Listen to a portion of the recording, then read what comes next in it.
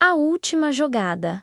O xeque-mate silencioso da peça fraca. No xadrez familiar, fui reduzida a um peão descartável. Mas, no meu ato final, sou eu quem dá o xeque-mate. Capítulo 1. O tabuleiro e a peça menor. A luz fraca do entardecer de outono entrava pelas janelas da cozinha, pintando a bancada de mármore com um brilho dourado e frio. Eu estava de costas para a sala, picando pimentões para o tile. O cheiro de cominho e carne refogada preenchia o ar, mas nada amenizava o clima congelado da casa, menos um frio constante que eu já sabia da onde vinha. Na sala ao lado, o único som era o clique seco e preciso das peças de xadrez. Robert e Ethan, meu filho de 16 anos, jogavam em silêncio absoluto. Meu coração apertava só de observar a cena, mesmo à distância. Ethan costumava vir até a cozinha me chamar para assistir. Agora sou apenas cenário. Um pano de fundo. Robert fez de mim uma figurante na minha própria vida. O silêncio entre eles é um código. Um que nunca me permitiram decifrar. Logo percebi, Robert não estava apenas jogando, estava doutrinando. Robert em voz baixa, mas perfeitamente audível. Você está muito hesitante, Ethan. Hesitação é fraqueza. E você sabe o que acontece com as peças fracas, não sabe, Ethan? Quase num sussurro que rasgou meu peito. Elas são sacrificadas, pai. Robert, exatamente. Na vida, você precisa ter visão, filho. Precisa ser o rei. Não se distraia com as peças menores. Elas tentam ditar o ritmo, mas não têm importância. Foco no prêmio. Soltei a faca sobre a tábua. O barulho foi alto demais naquele silêncio forçado, quase uma explosão. Eu entendi, eu era a peça menor. Virei-me, apoiando as mãos na bancada, tentando parecer normal. Forçar um sorriso já exigia força física. Algo engraçado, meninos. Deixem a mãe ouvir as táticas. Robert não desviou os olhos do tabuleiro. Sua voz veio fria, plana, cortante. Não há nada engraçado, Sarah. É apenas estratégia. Nada que você precise se preocupar. Termine o jantar. Senti a rejeição como um vento gelado. Não foi o que ele disse, mas como disse, sem emoção, sem consideração, sem mim. Nesse momento, ouvi passos. Era Megan, minha filha de 14 anos, descendo as escadas. Usava uma das camisas de flanela xadrez de Robert, grande demais nela. Um uniforme não declarado de lealdade. Pai, posso ir ao cinema com a Kelly? A mãe disse que não tinha certeza por causa da prova de amanhã. Tentei me impor, mesmo sabendo que estava perdendo terreno. Megan, eu disse que você precisa estudar pelo menos mais 1 hora. Robert nem esperou eu terminar. Cortou minha fala com um gesto de mão, como quem afasta um inseto, sem sequer olhar para mim. Claro que pode, princesa. Sua mãe exagera. Você merece descansar. Pode ir, aproveita o seu tempo. Eu cuido de tudo aqui. Megan fez a pior coisa possível. Virou-se para mim com o mesmo olhar de Robert superior. Desdenhoso, ela não pediu minha permissão. Ignorou completamente a minha existência. Correu até Robert, abraçou-o forte e deu um beijo em sua bochecha. Obrigada, pai. Você é o melhor. Para mim, apenas um aceno frio, quase simbólico, antes de sair pela porta. Minha autoridade desmoronou em segundos. Eu virei a mãe chata e estressada. Robert não estava sendo um pai. Ele estava recrutando, e meus filhos estavam se alistando. Ele sorriu para Ethan menos um sorriso pequeno, satisfeito, como quem acaba de dar cheque. Viu? A chave é manter o controle, é sempre ditar as regras. O jogo é sobre poder, filho. Voltei para o fogão. Segurei a colher de pau, mas minhas mãos tremiam tanto que o tile respingou para fora da panela. O cheiro de cominho agora tinha o gosto metálico da humilhação, queimando na minha garganta. Eu não sou mais a mãe deles. Sou o obstáculo a ser contornado. Sou a peça que ele está ensinando os meus filhos a sacrificar. A última jogada, o xeque-mate silencioso da peça fraca. No xadrez familiar, fui reduzida a um peão descartável, mas no meu ato final, sou eu quem dá o xeque-mate. Capítulo 2. A chave roubada 2 semanas depois daquele jogo de xadrez? A tensão dentro de casa deixou de ser emocional, tornou-se física, palpável. Robert começou a reorganizar a dinâmica familiar sem sequer fingir que eu tinha voz. Não eram mais só comentários frios ou indiretas. Ele estava me isolando de decisões, de espaços, da própria casa. Eu precisava resolver o licenciamento do carro e fui até o escritório, o único cômodo que sempre dividimos igualmente. A maçaneta estava gelada demais. Tentei girar. Nada. Trancada.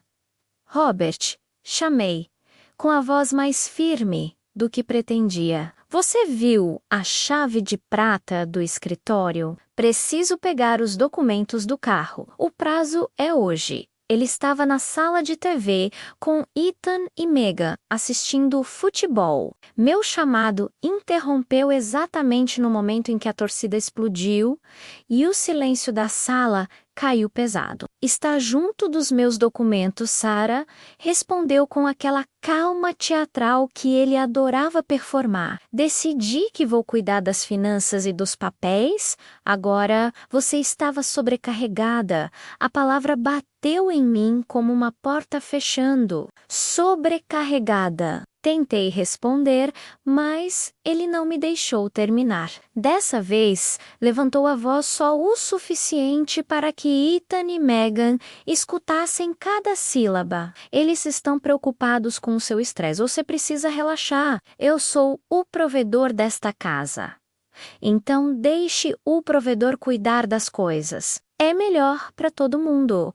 Ele usou meus filhos, usou a preocupação deles como arma. E isso foi genial e cruel. Da sala, ouvi um murmúrio suave de aprovação. Não precisei vê-los. Ethan e Megan estavam assimilando a narrativa. Sarah é desorganizada. Sarah esquece tudo. Sarah é o problema. Fui até a porta da sala e fiquei parada na moldura, como uma intrusa na minha própria casa. Eu não estou sobrecarregada, Robert. E por que trancou o escritório? Não temos segredos aqui. Temos. Megan falou sem levantar os olhos da TV. A voz afiada, impaciente como se eu estivesse estragando o programa dela. Mãe, você tá sempre tão tensa. Deixa o papai cuidar. Ele é bom nisso, você vive esquecendo as coisas. A segunda facada, vinda da minha filha. Um script que não era dela, mas que ela repetia com convicção. Ethan concordou, ainda olhando para a tela. E-mail. É mais fácil assim. O pai está só ajudando. A chave não era sobre documentos. No fim, tudo se resumia ao poder, sobre meu lugar, sobre o que eu podia e não podia acessar. E Robert havia trancado isso e colocado meus filhos como guardiões da porta. Voltei para a cozinha sem saber onde apoiar as mãos. Peguei meu remédio para dor de cabeça, engoli seco e fiquei olhando para os pimentões picados. Estavam vermelhos demais. pareciam agressivos. E o Sul, adulta, sou a mãe deles. Mas, de repente, passei a ser tratada como uma criança que precisa de supervisão. Robert não estava cuidando de mim. Ele estava me desfazendo parte por parte e ainda usava os meus próprios filhos para apertar os parafusos que me prendiam. Olhei para a porta fechada do escritório. Foi ali que senti o primeiro medo legítimo. Não era medo de divórcio, era medo de desaparecimento. Robert me tirou o acesso ao nosso passado financeiro, ao meu presente de decisão e ao meu futuro de segurança. Eu estava presa dentro da minha própria casa e, do outro lado da parede, ele estava sorrindo, em silêncio. A última jogada. O xeque-mate silencioso da peça fraca. No xadrez familiar, fui reduzida a um peão descartável. Mas, no meu ato final, sou eu quem dá o xeque-mate. Capítulo 3. O ultimato e o silêncio dos meus filhos 2 semanas depois de Robert trancar o escritório. Eu já não era mais uma participante da minha própria casa. Eu era como uma visita indesejada, prestes a ser colocada para fora. Caminhava em ovos rachados, esperando o momento exato em que ele finalmente decidiria me quebrar de vez. Esse momento chegou numa terça-feira à noite. Eu estava na sala de estar, dobrando roupas, tentando parecer ocupada, menos como se isso pudesse me tornar menos culpada. O cheiro de detergente era a única coisa que ainda me dava alguma sensação de normalidade. Robert entrou pela porta da frente,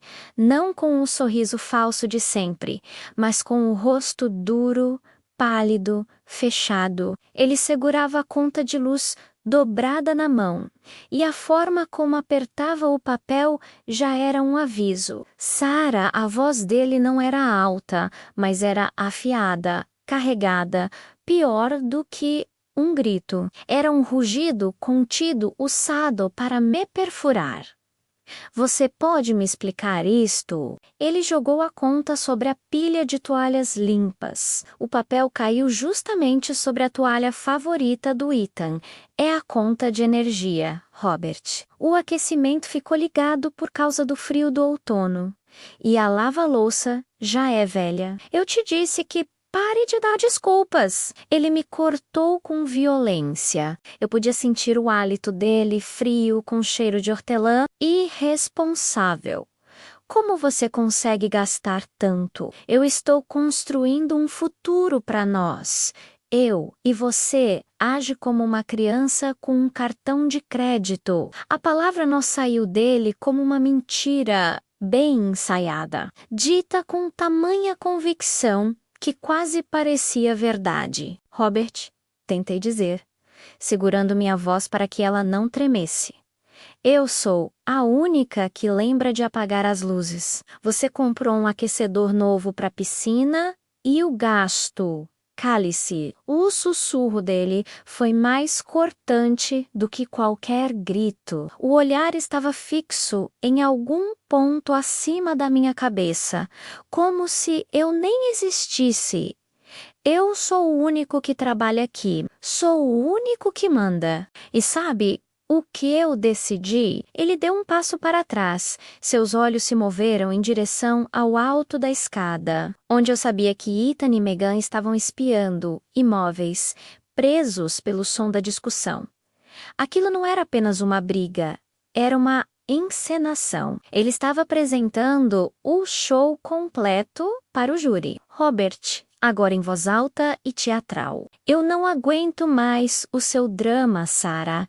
Eu não aguento mais a sua irresponsabilidade. Eu construí esta casa e você a envenenou. Ele apontou para a porta da frente. O dedo tremia levemente, mas não de fraqueza de fervor. Você tem até o fim da semana para sair desta casa. Você nos feriu, agora eu e as crianças vamos seguir em frente. Aquela frase me atingiu como um soco na garganta. Eu e as crianças.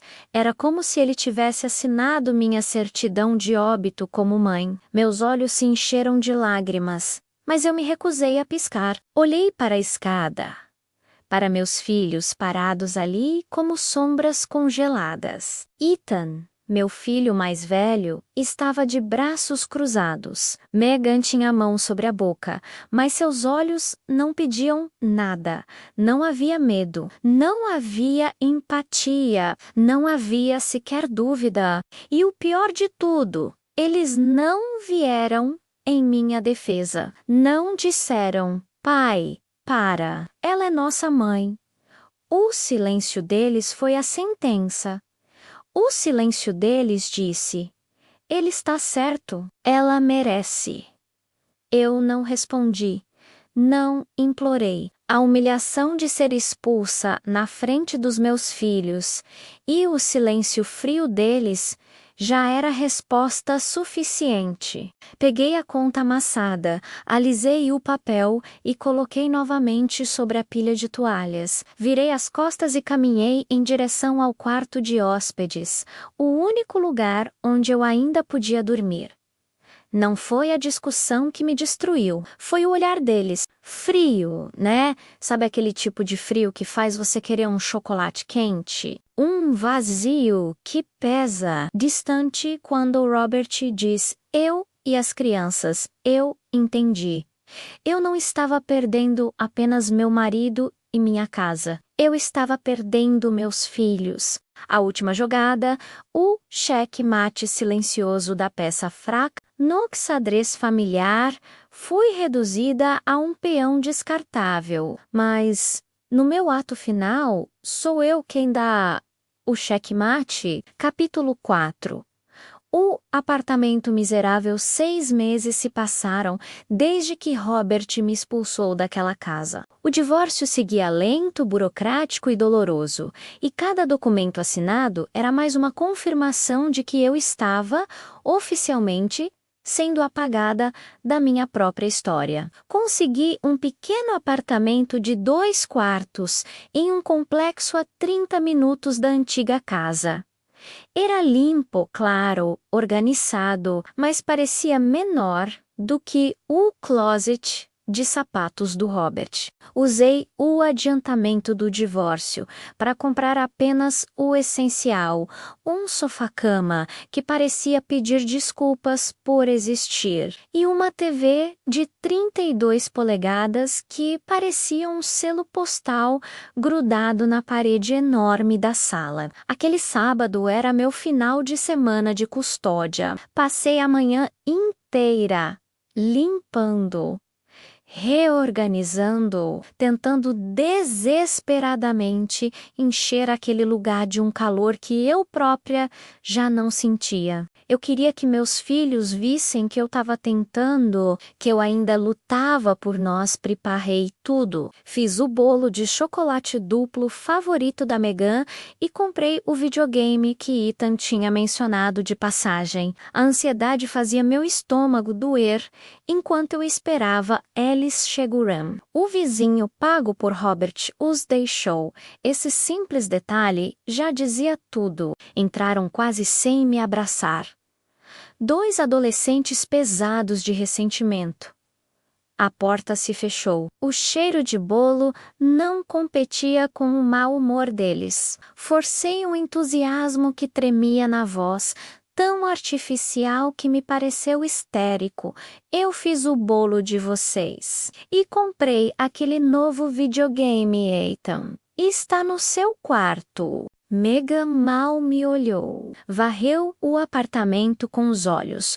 O sofá-cama, a TV pequena, o tapete simples, que eu achava tão acolhedor. Revirou os olhos para o irmão, quase imperceptível, mas cheio de significado. Um código que eu aprendi tarde demais. Quarto, ela disse com desprezo frio. Mãe, esse lugar mau tem espaço pra gente sentar. O papai disse que seu apartamento é miserável. Disse que você deve estar torrando o dinheiro do divórcio em bobagens, em vez de investir em algo decente. O primeiro golpe. Robert não só estava me destruindo, ele estava dando permissão para eles me diminuírem também. Ethan ligou a TV, o videogame, jogou o corpo no sofá-cama e soltou uma risada curta e seca. E esse jogo é de 2 gerações atrás. O pai comprou o Pro no mês passado. Ele disse que você não liga de verdade, por isso dá coisas velhas. O ar saiu dos meus pulmões. Coisas velhas. Miserável. Palavras afiadas demais para a idade deles, afiadas na boca de Robert. Eu amo vocês. Sussurrei, engolindo o choro. E comprei o que pude. É um ótimo jogo, Ethan. Ele não desviou os olhos da tela. Aham. Mãe, a gente pode ir? O pai falou que se a gente se atrasar, ele não deixa a gente ir ao jogo amanhã. E esse sofá deixa minhas costas doendo. A visita durou menos de 2 horas. O bolo de chocolate ficou intacto. Quando a porta se fechou atrás deles, o apartamento mergulhou em um silêncio esmagador. Não o silêncio da paz, mas o silêncio de quem foi excluída. Sentei no sofá-cama e fechei os olhos, tentando respirar fundo. O Pro que Robert comprou não era apenas um videogame, era uma mensagem. Ele não tirou só a casa, o dinheiro, a estabilidade, tirou de mim a capacidade de ser a mãe que dá conforto, a mãe que agrada. A mãe que é suficiente. Peguei o celular e mandei mensagem para a única pessoa que me parecia real. Eles foram embora. O bolo está inteiro. Sinto como se estivesse morrendo de fome, mas perdi o apetite para sempre. Irmã, aguenta firme, Sarah. Você está fazendo o seu melhor. Ele é o doente, não você. Mas se ele era o doente, por que meus filhos me tratavam como o vírus? O desespero se instalou. Eu me tornara uma mãe de fim de semana, com prazo de validade cujos presentes eram motivo de piada. Uma nota de rodapé no calendário deles, e Robert controlava a fonte e o tamanho da letra. A última jogada, o checkmate silencioso da peça fraca no xadrez da minha família, fui reduzida a um peão descartável, mas no meu ato final, sou eu quem dá o checkmate. Capítulo 5. O silêncio da véspera de Natal. 2 anos haviam se arrastado desde que fui expulsa. 2 anos de visitas frias, conversas obrigatórias, olhares vazios. 2 anos tentando atravessar um muro invisível que crescia entre mim e meus filhos. A alienação tinha virado rotina e agora, adolescentes, eles tinham controle total sobre quem queriam ou não queriam ver. Era véspera de Natal. Eu estava sozinha no meu pequeno apartamento. Eu tinha tentado, de verdade, criar algum tipo de clima natalino. Montei uma árvore de plástico baratinha, com luzes que piscavam fora de ritmo, e um leve cheiro artificial de pinho preenchia o ar. O Natal sempre foi a minha época favorita. Eu decorava a casa com Robert, assava biscoitos com as crianças, transformava tudo num ritual cheio de carinho. Agora, tudo o que restava era silêncio e um pisca-pisca insistente que parecia zombar de mim. Um mês antes, o Robert tinha me ligado e aquela chamada mudou tudo. Não para falar sobre as festas, mas para lançar sua sentença final. Flashback. Voz fria de Robert ao telefone. Sarah, as crianças não querem passar o Natal com você. Elas me disseram que o seu apartamento é pequeno demais, que não tem a magia da nossa casa. Eles escolheram ficar comigo. Eu estava sentada na beira da cama, segurando o celular com tanta força que meus dedos doíam. Você não pode forçar eles a me odiarem, Robert. Eu não estou forçando nada, querida. A voz dele era perigosamente suave. Eu só estou sendo um pai melhor, dando a eles o que querem. Eu ganhei. Ligue para eles na manhã de Natal. Se eles atenderem, a humilhação queimava. Ele não apenas impediu a visita, ele moldou a recusa para parecer que vinha dos meus próprios filhos. Transformou a rejeição deles em culpa minha. Naquela véspera de Natal, coloquei meu suéter mais quentinho. Preparei uma caneca de chocolate quente, só para mim, e me sentei no sofá-cama. A TV estava desligada. Eu não suportava ver filmes de famílias felizes. Olhei para o relógio na parede. 23h58. Quase meia-noite. Eu precisava provar para mim mesma que lutei até o último segundo. Peguei o celular. Minhas mãos tremiam enquanto abria o aplicativo de mensagens. Primeiro, mandei para Ethan, agora com 18 anos. Feliz Natal, meu amor. Eu te amo mais do que tudo. Enviei a mensagem. Depois, para Megan, 16 anos. Feliz Natal, meu amor. Eu te amo mais do que tudo. Enviei a mensagem. Segurei o telefone contra o peito e esperei. Cada segundo parecia uma pedra sendo colocada sobre mim.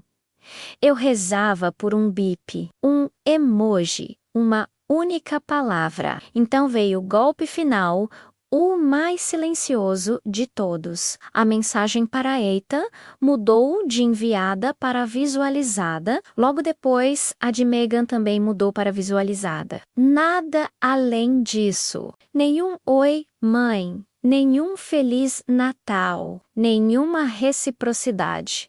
Só a confirmação de que eles viram e escolheram o silêncio. O relógio marcou meia-noite. Era Natal, e eu estava sozinha. O celular escorregou da minha mão para o sofá. O som foi abafado, quase simbólico.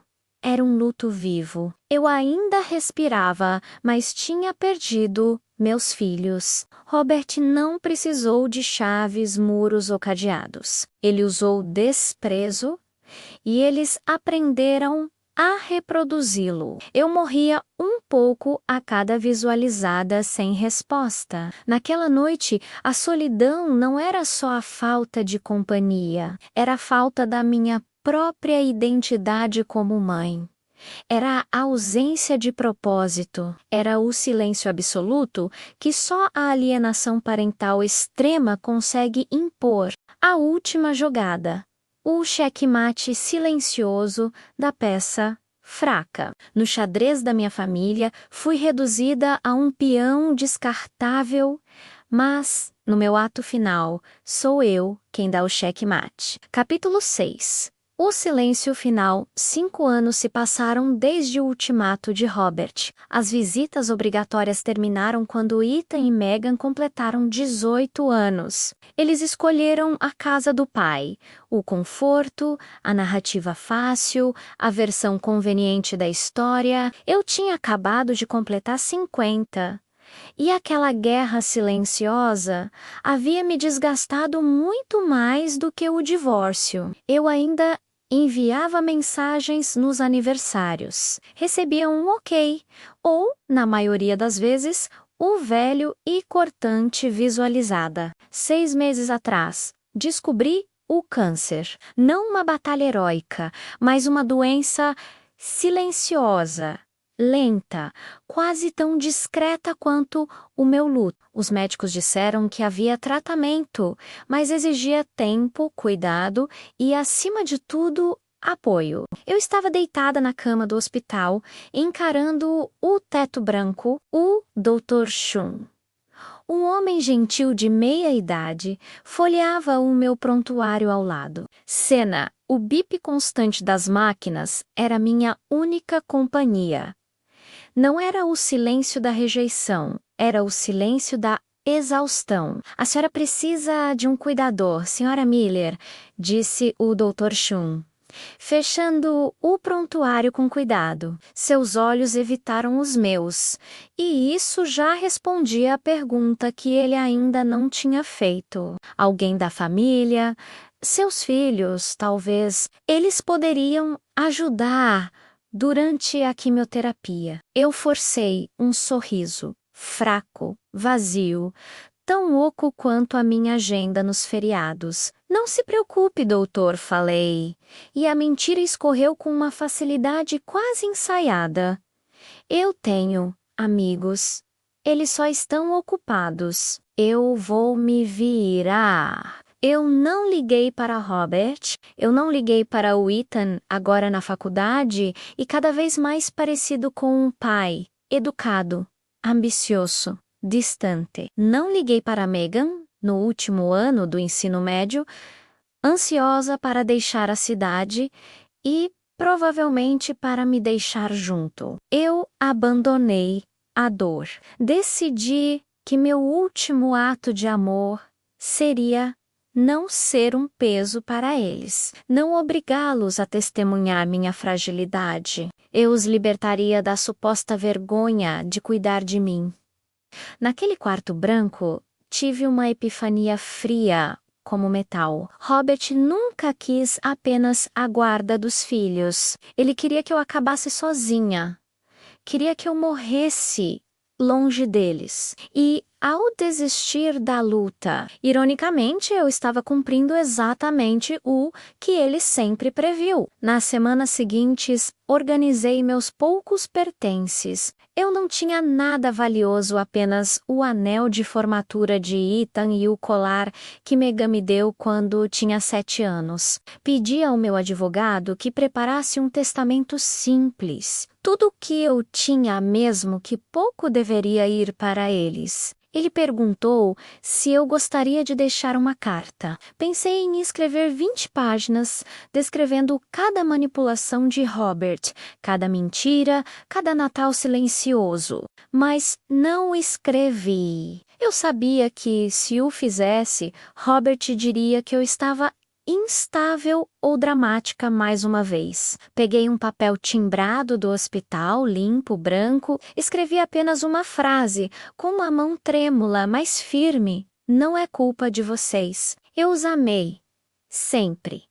Dobrei a nota e a coloquei dentro do velho álbum de fotos. Aquilo, em minha vida simples, seria tudo o que meus filhos receberiam de mim. Nos meus últimos dias, parei de responder aos médicos. Recusei um remédio para a dor que me deixava tonta. Passei a olhar apenas pela janela, imaginando a luz do sol tocando Ethan no dormitório da faculdade e Megan no corredor da escola. Eu os deixei em paz. Se o meu último ato de amor era aceitar a solidão, então assim seria. Robert venceu como se já estivesse escrito desde o começo. Ele conseguiu que eu morresse sozinha, mas nunca conseguiu nem por um segundo impedir que eu os amasse. Então, o silêncio final chegou. Capítulo 7. O Diário da Verdade. A campainha tocou. Papai Robert se levantou para atender. Eu e Ethan estávamos à mesa da cozinha. Ele voltou com uma pasta nas mãos, sua mãe. Sarah se foi na semana passada. Foi no hospital. Ela era uma mulher complicada, vocês sabem, mas o advogado dela enviou alguns pertences. Sarah já havia partido das nossas vidas muito antes de morrer. Papai entregou a pasta com um sorriso tenso, quase confortável demais. Eu e Ethan fomos para a sala de estar. Dentro da pasta havia um álbum de fotos e uma nota curta. Ethan leu, em voz baixa, "Não é culpa de vocês. Eu os amei. Sempre. Quando movi o álbum, senti algo rígido embaixo dele. No fim, restou apenas um diário, e tudo que ele revela, abri direto na última página. Robert conseguiu a custódia. conseguiu a narrativa, mas ele não vai conseguir a verdade. Este diário é a minha única vingança. Meu sangue gelou, folheamos juntos. A cada página, o ar parecia ficar mais pesado. Ethan leu, quase num sussurro.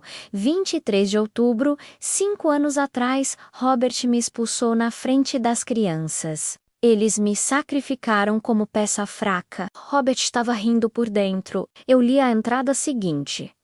A voz tremendo. 24 de dezembro. 3 anos atrás, Natal. Ele garantiu que a escolha de me excluir viesse deles. Foi o dia mais solitário da minha vida. E então, tudo caiu sobre mim com a força de um trovão. Eu me lembrei de desligar o telefone para evitar o drama. Não era que Sarah fosse complicada. Era Robert. Sempre foi Robert. Naquele exato momento, papai entrou na sala novamente, sorrindo, um sorriso leve, aliviado, quase triunfante. Aquele sorriso. Ele nos usou. Mamãe não partiu sozinha porque era fraca, mas porque ele a isolou até o fim. O diário era o último grito dela. A semente da verdade que Robert não conseguiu controlar. Eu e Ethan nos encaramos, pela primeira vez, enxergando o mesmo horror. E percebemos que o verdadeiro luto por nossa mãe e a revolta contra nosso pai estavam apenas começando. A sala de estar permanece silenciosa. Megan segura o diário com força, a capa amassada, seus olhos, antes vazios, agora ardem com uma fúria contida. Ela fala para o espaço vazio, onde a presença da mãe costumava existir. Peças menores, peças fracas, nós fomos tão tolos. Tão absurdamente tolos. Não era você quem esquecia as datas, mãe. Éramos nós que esquecíamos de você. Não era você que estava agitada. Era ele te empurrando para o limite. E nós assistimos, apoiamos o rei, a peça mais forte, porque era mais confortável. Porque ele nos dava o videogame mais novo, nos deixava sair. Quando você dizia não, o conforto. Essa era a moeda de troca de Robert. O jogo é sempre sobre poder, filho. Ele não estava nos ensinando a jogar xadrez. Estava nos ensinando a odiar você, a colaborar com o seu desaparecimento. Aquela chave de prata do escritório não guardava documentos, guardava a sua voz. E ele nos deu a réplica para que fôssemos nós a trancar a porta por dentro. Você fez um bolo de chocolate. E nós criticamos o sofá, criticamos a TV, criticamos você, olhamos para a sua luta e chamamos de fracasso, porque era isso que ele queria que víssemos. Ele nos armou, mãe. E nós atiramos em você. O Natal, a mensagem visualizada. Eu me lembro, eu vi, estava na sala dele, a sala cheia de magia dele, e assisti o seu coração se quebrar na tela. E desliguei o telefone para evitar o drama. Mas o drama era a sua dor. E nós a tratamos como incômodo. Você tentou nos amar até o fim, mesmo sabendo que morrer sozinha fazia parte da profecia dele para você. Nada disso é culpa de vocês. Mas é culpa nossa também, mãe. Porque quando você precisou de nós, quando ele apontou para a porta e nos olhou, esperando o nosso silêncio, nós ficamos calados. Robert... Ele não ganhou só a casa, ganhou a nossa verdade. Ele nos moldou a imagem dele. Frios, calculistas, obcecados pelo prêmio. E qual é o prêmio agora? Uma casa vazia e um pai sorrindo porque a mulher complicada finalmente se foi. Não, papai, você não ganhou, você nos comprou, e o preço foi a vida dela. Meghan levanta o olhar para a porta por onde Robert saiu. A peça desperta. A peça fraca nunca foi a sacrificada. A peça fraca era a que se recusava a enxergar. E nós finalmente enxergamos.